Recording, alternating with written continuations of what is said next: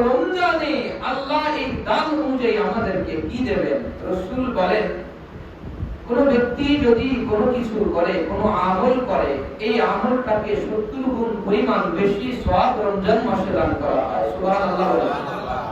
70 গুণ বেশি সওয়াব যদি আল্লাহ আমাকে দান করেন যে কোনো আমলের বিনিময়ে, তো দান করাটাও একটা অন্যতম কাজ, অন্যতম আমল, অন্যতম ইবাদত। দান করলে স্বাভাবিকভাবে যদি আমাকে 1 টাকার সমপরিমাণ 70 টাকার সমপরিমাণ দেওয়া হয়, তাহলে এই 1 টাকাকে 70 টাকায় আনা হলো স্বাভাবিকভাবে। এখন 70 টাকাকে যদি আমরা ওই 70 দিয়ে গুণ দেই, কত হবে বলেন?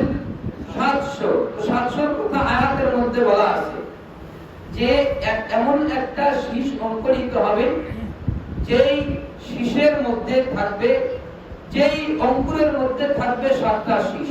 এমন একটা দানা যেটা থেকে বের হবে একটা কাণ্ড, আর ওই কাণ্ডের উপর দাঁড়িয়ে থাকবে 7টা শীষ। প্রত্যেকটা শীষেই থাকবে 100টি করে দানা, 700। এখন 700 কে 70 দিয়ে গুণ দেন, কত হয়? আল্লাহ তাবারাকা ওয়া তাআলা কোন ব্যক্তি যদি রমজানে 1 টাকা সমপরিমাণ খরচ করেন, 70,000 টাকা খরচ করলে যে সওয়াব হয়, সেই সওয়াব আল্লাহ ওই বান্দাকে দান করে। সুবহানাল্লাহ। 1 টাকার সমপরিমাণ 70,000 টাকা। এইরকম আছে কেউ দুনিয়াতে কোন বাদশা, যার কাছে 1 টাকা বিনিয়োগ করলে সে খুশি মেনে, স্বাচ্ছন্দ্যে মেনে নেয়, আর ওই 1 টাকার বিনিময়ে 70,000 টাকা দেয়? এইরকম এক্সাম্পল পৃথিবীর শুরু থেকে আজ পর্যন্ত একটাও নাই। 1 টাকা আপনি কোন বাদশাকে দিলেন, সে অপমান মনে করে। 1 টাকা কোন মানুষকে দিলে সে অপমান মনে করে। ভিক্ষুকও 1 টাকা নিতে চায় না। অথচ আল্লাহর কাছে এই 1 টাকার এক্সাম্পল এত বেশি। কোন ব্যক্তি যদি 1 টাকার সমপরিমাণ আল্লাহর পথে দান করে, আল্লাহ তাআলা রমজানে 70,000 খরচ করলে যে সওয়াব হয়, সেই সওয়াব আল্লাহ তাকে দান করে। সুবহানাল্লাহ। আল্লাহর রাসূল সাল্লাল্লাহু আলাইহি ওয়াসাল্লাম বলেন, মানুষ আর আল্লাহর মধ্যকার পার্থক্য হলো এটা, মানুষ সাধারণ থেকে সাধারণ কাজগুলোকে অবহেলা করে, মানুষ সাধারণ থেকে সাধারণ সংখ্যাকে অবহেলা করে, কিন্তু আল্লাহ সাধারণ থেকে সাধারণ সংখ্যাকে অবহেলা করেন না। আল্লাহ এই সাধারণ থেকে সাধারণ সংখ্যাগুলোকে দিলের সাথে মিলায়া দেখেন। রাসূল হাদিস বলেন, ইন্নাল্লাহা লা ইয়ানজুরু ইলা আজসাদিকুম ওয়ালা ইলা সুওয়ারিকুম ওয়ালাকিন ইয়ানজুরু ইলা কুলুবিকুম ওয়া আমালিকুম। আল্লাহ তোমাদের দেহের দিকে তাকান না, আল্লাহ তোমাদের অবয়বের দিকে তাকান না, আল্লাহ তাকান হলো তোমাদের মনের দিকে।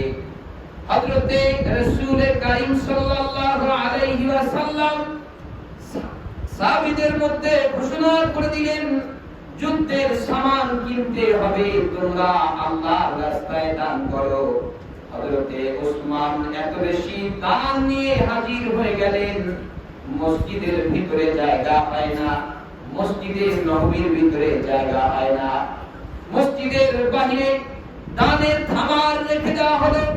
সারি সারি পশুগুলো মসজিদের বাইরে খুঁটির সাথে বেঁধে রাখা হলো।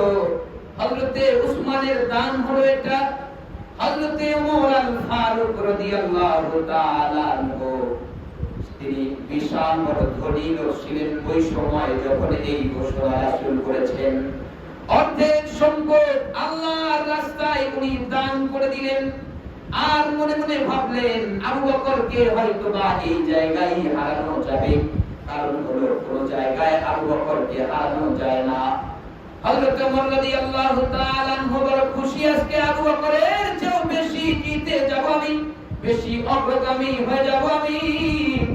হযরতে রাসূল আবু বকরকে জিজ্ঞেস করলেন, ওমরকেও জিজ্ঞেস করলেন, উসমানকেও জিজ্ঞেস করলেন, সবাই যার যার মতো করে উত্তর দিল।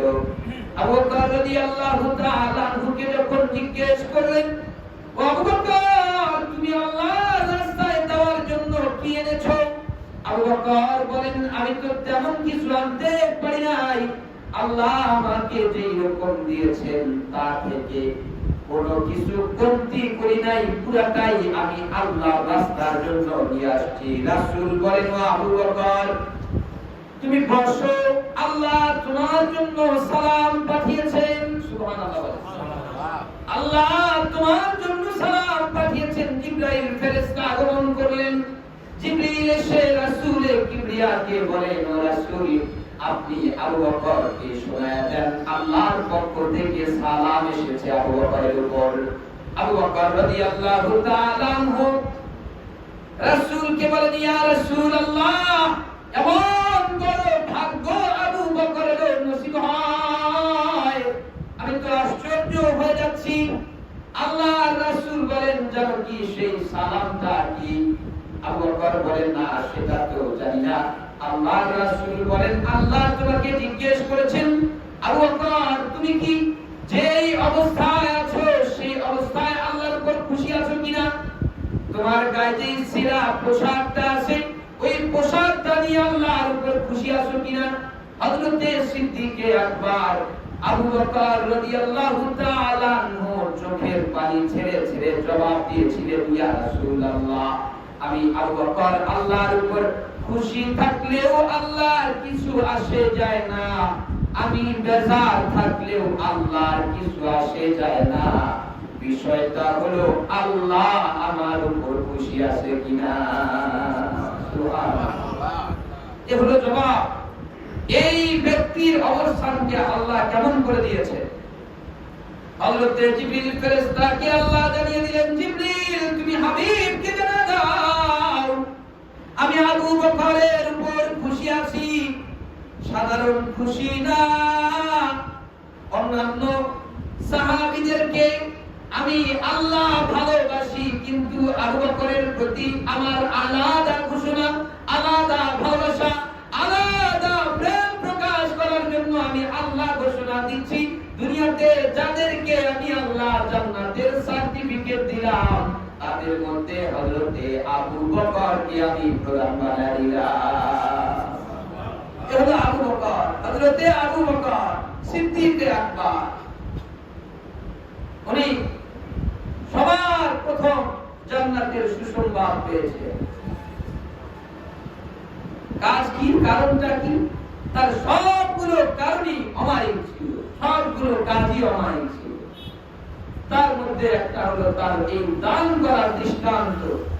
হযরতে উসমান রাদিয়াল্লাহু তাআলা আনহু মসজিদের ভিতরে জায়গা হবে না, এত পরিমাণ সম্পদ আল্লাহ দান করলেন।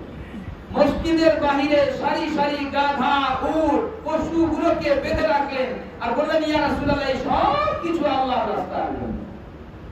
এরপরেও উসমানের অর্ধেক দান করা হয় নাই, এতটা সম্পদশালী করেছিলেন আল্লাহ হযরতে উসমান রাদিয়াল্লাহু তাআলা।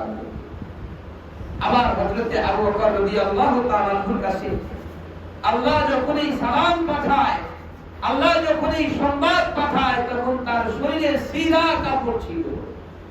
এই অবস্থার উপর আবু বকর খুশি আছে কিনা এই বিষয়টা জানার জন্য আল্লাহ এই প্রশ্ন করেছেন জিবরিলের মাধ্যমে রাসূলকে ব্যবহার করে। রাসূল, আপনি আবু বকরকে জিজ্ঞেস করেন, ওই সিরা কাপড়ে আমি আল্লাহর উপর খুশি কিনা? জবাব দিয়েছে, আমি খুশি থাকলেই কি না থাকলেই কি, মূল কথাটা হলো আমার উপর আমার রব খুশি আছে কিনা। এই জন্যই হযরতে আবু বকর এত দামি। পৃথিবীর মধ্যে সর্বপ্রথম জান্নাতের সার্টিফিকেট পেল যেই ব্যক্তি, সেই ব্যক্তির নাম হযরতে আবু বকর। দুনিয়ার মধ্যে সবচেয়ে রাসূলের ভালোবাসা অর্জন করেছে যেই ব্যক্তি, তার নাম আবু বকর। দুনিয়ার মধ্যে খেলাফতের প্রধান যিনি হয়েছেন, তার নাম আবু বকর। দুনিয়ার মধ্যে রাসূল সবচেয়ে সাহাবীদের মধ্যে ভালোবেসেছেন যাকে, তার নাম হলো আবু বকর। হযরতে সিদ্দিকে আকবরকে আল্লাহ এই প্রতিদান দেওয়ার কারণ হলো সবগুলো কাজ তার অমায়িক ছিল, সবগুলো কাজ তার দৃষ্টান্তমূলক ছিল, সবগুলো কাজই তার শুধুই মাত্র কেবল মাত্র পুরোটাই আল্লাহর জন্য ছিল। এই জন্য আল্লাহ তাকে দুনিয়াতে এত বেশি চমকা দিলেন। আবার যখন জান্নাতে রাসূল প্রবেশ করবেন, ওই সময় জান্নাতে প্রবেশের সময় রাসূলের হাতে হাত থাকবে না হযরত ওমরের, রাসূলের হাতে হাত থাকবে না উসমানের, আলীর হাত থাকবে রাসূলের হাতে। জান্নাতে যাওয়ার সময় এক ব্যক্তির, যে ব্যক্তির নাম কি, সেই ব্যক্তির নাম হলো হযরত আবু বকর। হাত ধরে ধরে একসাথে বন্ধুর বেশি জান্নাতে যাবে, দুইজন একসাথে একই তালে একই সাথে হেঁটে হেঁটে জান্নাতে প্রবেশ করবে এক তালে। নাম হলো আবু বকর। কেন? এই সমস্ত কাজগুলো তার এত সুন্দর, এত অমায়িক হওয়ার কারণে। সেই কাজগুলোর মধ্য থেকে একটা কাজ হলো তার এই দানের দৃষ্টান্ত। আল্লাহ তাবারাক ওয়া তাআলা আমাদেরকে বুঝবার তৌফিক দান করি, আমিন। তাহলে